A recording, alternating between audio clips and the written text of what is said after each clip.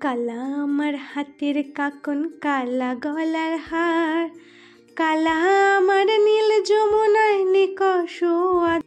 আজ আমি বানাবো নিরামিষ কচুর রেসিপি। তাই জন্য আমি দুটো মাঝারি সাইজের 500 গ্রাম মতো কচু নিয়ে খোসা ছাড়িয়ে কেটে নিলাম। নেওয়ার পর হাফ আলু আমি কেটে নিয়েছি।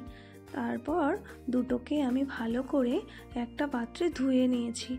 নেওয়ার পর প্রেসার কুকারে একটা সিটির জন্য আলু আর কচুটা দিয়ে একটু জল আর লবণ দিয়ে ঢাকনাটা আমি লাগিয়ে দিলাম। একটা সিটির জন্য অপেক্ষা করব। তারপর এদিকে আমি একটা ফ্রাই প্যানে জিরে, ধনে, মৌরি, শুকনো লঙ্কা, তেজপাতাটাকে আমি ভালো করে ভেজে নিলাম। তারপর শিলনোড়ায় সেটাকে আমি গুঁড়ো করে নিয়েছি। তারপর ওদিকে সিটিটাও পড়ে গেছে। এদিকে একটা মিক্সিং জার নিয়ে তাতে আদা, জিরে, কাঁচা লঙ্কার একটা স্মুথ পেস্ট বানিয়ে নিয়েছি। গ্যাসটা অন করে কড়াই দিয়ে তাতে সর্ষের তেল, হাফ টিস্পুন জিরে আর একটা গোটা পাকা টমেটো আমি তাতে দিয়ে দিয়েছি।